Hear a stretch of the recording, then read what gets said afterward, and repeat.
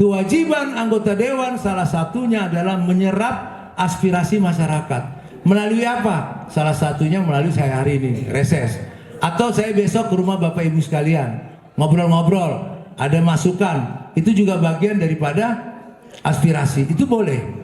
Atau Ibu datang ke rumah saya, Pak, saya mau bangun ini, saya nggak punya siapa mau kasih proposal untuk RTH misalnya. Boleh. Itu namanya bagian daripada kewajiban anggota dewan. Ya, ayo masyarakat, dewan, kita perbaiki pemerintahan kita biar baik. Untuk apa? Untuk Depok lebih baik lagi, Pak. Serahkan kepada masyarakat, udah. Setuju nggak Bapak Ibu sekalian? Ya, ini gaya saya memang begini, tanya Pak Haris, saya vokal untuk meluruskan yang tidak benar. Kalau yang benar, oh kita dukung pasti, Pak. Saya kebetulan Bapak Ibu, kalau dilihat dari marga saya Sitorus, tapi kalau lihat dari KTP saya lahir di Bogor. Makanya saya bingung kadang-kadang, saya orang Depok apa orang Batak? Orang Sumatera, bukan Batak. Kalau Batak memang Batak, Bu, karena ada marga Sitorus. Tapi kalau ditanya orang mana, ya saya orang Depok, orang lahir saya di Bogor, di Cisalak. Gaya saya udah Betawi.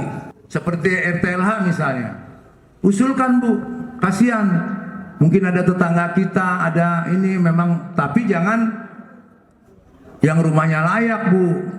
Rumahnya layak, wajuin RTLH. Pas sudah turun untuk apa? Untuk ngedak. Itu bukan RTLH namanya. Untuk ngedak, ya kan? Didak dulu, ya kan? Hah? Mau tingkat. Kadang-kadang seperti itu jangan. Karena anggaran kita terbatas. Saya perlu kasih tahu Pak RT, Pak RW, APBD Kota Depok tahun 2023 itu berjumlah 4 triliun, 3,9 triliun. Ini biar Bapak Ibu tahu, ya kan, masalah pokir nih. Artinya kan sudah aspirasi sudah banyak masuk ke saya. Kemudian kita realisasikan.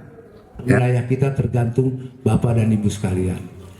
Mau ke kiri, mau ke kanan, semua adalah haknya masyarakat. Tapi saya sebagai anggota dewan, saya berharap jangan memilih yang kita tidak tahu. Jangan memilih yang nantinya juga tidak bertanggung jawab. Hanya gaya-gayaan doang jadi dewan, ya kan? Tapi kerja untuk masyarakatnya kurang. Nah, itu aja mungkin. Jadi itu ya Bapak Ibu, saya terima kasih. Nanti bisa sharing sama saya. Jangan dilihat, Bu, ini gaya saya emang begini, Bu. Gaya saya di masyarakat juga begini, di pemerintahan juga begini. Di pemerintahan lebih pusing lagi, Bu, kalau melihat, Bu. Betul, Bu, saya nggak bohong. Kenapa? Karena saya ingin pemerintah kita ini bagus. Pemerintah ini harus mampu mengangkat Depok untuk masyarakatnya lebih sejahtera. Pembangunannya lebih bagus. Maka harus dikelola dengan benar dan baik. Jadi kalau ada orang Pemda yang kurang-kurang, Bu, ngelihat saya pasti takut, Bu. Karena pasti saya marahin. Itulah saya marahin bukan karena saya sombong. Untuk apa? Ayo kita perbaiki. Setiap anggaran kita terbatas. Kalau programnya asal-asalan, Bu, segitu banyak uang terbuang, tidak jelas impactnya untuk apa, dampaknya untuk apa. Contoh misalnya, ini Ibu juga biar tahu UMKM, ada pelatihan. Dulu pernah saya coret tuh, Bu. Kenapa setelah pelatihan saya tanya, setelah dilatih mau dikemanain? Misalnya 1000 nih, bikin pelatihan. Pelatihan itu ada berapa bidang misalnya. Ada pelatihan kuliner, ada pelatihan fashion, misalnya kan. Terus saya tanya, setelah dilatih besok mau kemana mereka? Itu zaman Budia, Kepala Dinas Tenaga Kerja. Coba diceritain, saya bilang. Nggak tahu, Bu, saya coret. Mau saya itu Kalau ada konsep bagaimana mengurangi pengangguran, maka mendorong orang untuk usaha misalnya.